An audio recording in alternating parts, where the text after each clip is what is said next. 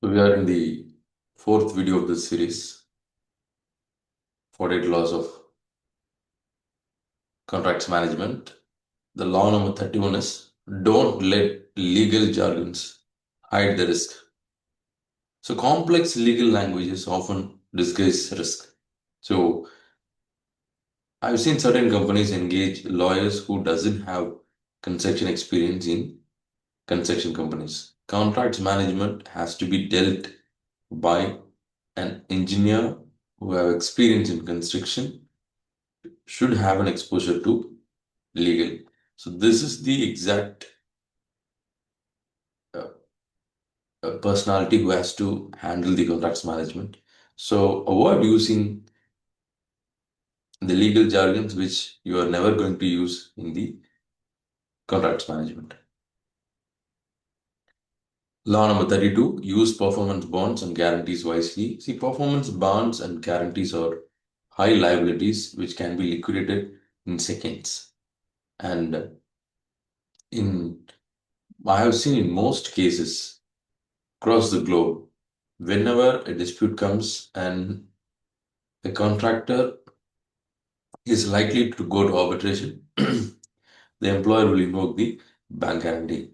And most of the bank guarantees are unconditional, so they don't have to tell any reason to the bank to invoke the bank guarantees. So they misuse it, and they misuse it very wisely.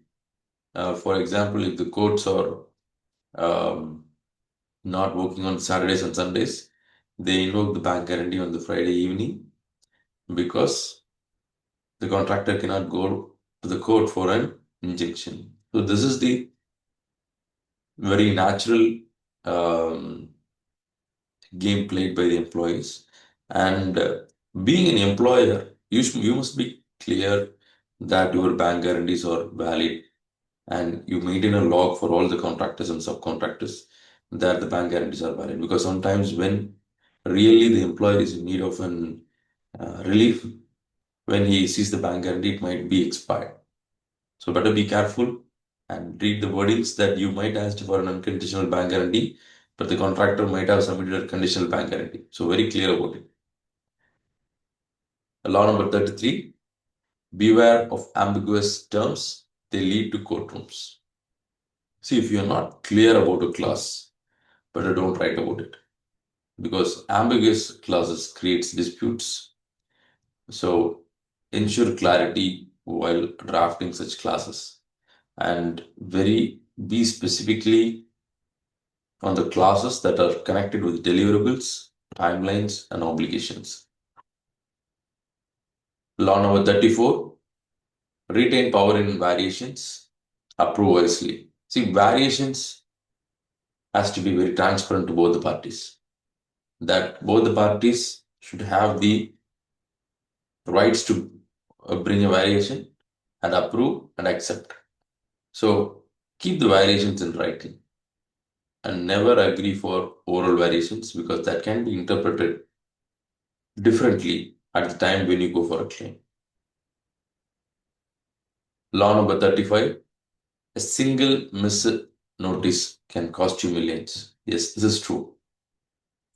So most of the contracts comes with the time bar clauses, and if there is any uncontrolled event or delay or variation, has to be served as a notice as soon as possible, because certain contracts has the timeline like 28 days when the contract is being aware of, or 14 days when the contract is being aware of.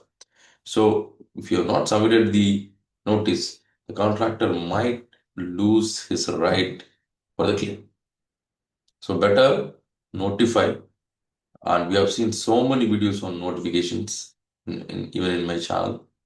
So notification is a kind of communication. You keep the other party being informed. So serving notices is not just an legal requirement. That is how you keep the communication alive between you and the employer. Law number 36, when in doubt, consult an expert before acting. See, most contractors or employees think that they are well good in contracts. That is good because they have gained experience over a period of time. few or 30 years, 40 years experience. But the problem is they have experience limited to their industry and limited to their culture of MNCs. But when it comes to a public or a different kind of experience, their exposure to such experience will be less.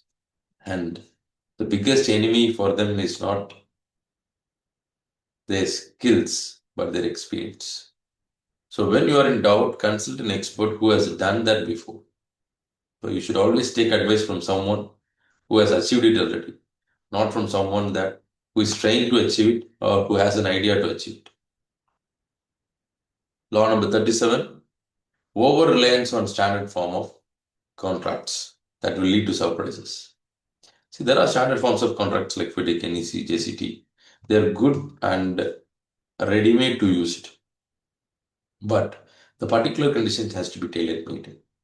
You just can't rely entirely on the GCC because they are not project specific. So you have to tailor make it for your project and project specific risks, what kind of risk you transfer to the other party.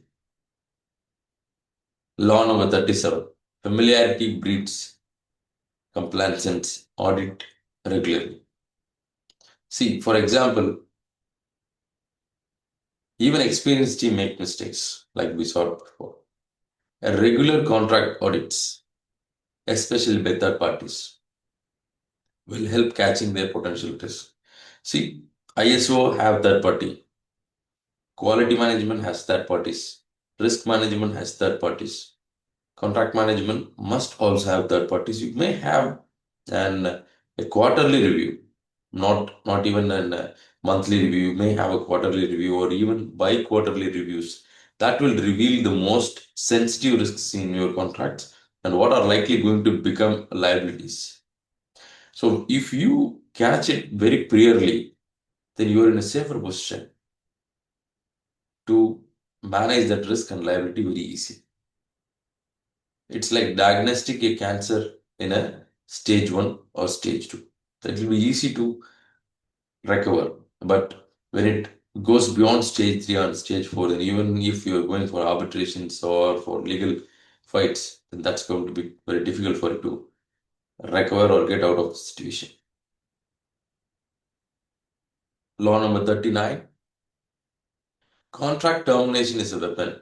Use or defend against it strategically. So this is for both parties, employers and contracts. The people might think that we should not terminate a contract while signing a contract. Yeah, that is a good approach, but not all contracts end without terminations. So termination is a wise class. It is like the chain in the trains that way you pull off when not everybody is going to, you might have traveled 1,000 times in the trains and you have never touched that.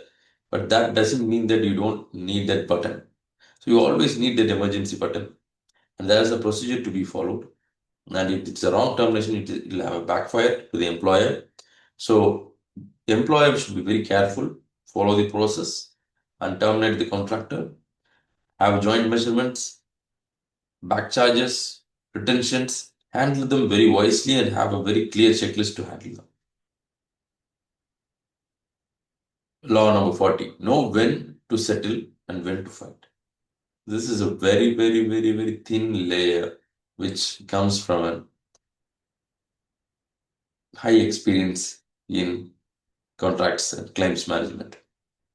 Not every dispute needs litigation or arbitration. So you have to make a cost-benefit analysis. Whether if I'm going to go for arbitration or litigation, or I'm going to fight, will it be worth fighting? That decision has to be taken wisely. Thanks for watching. The next video will be the last video. We'll see you in the next video. Take care.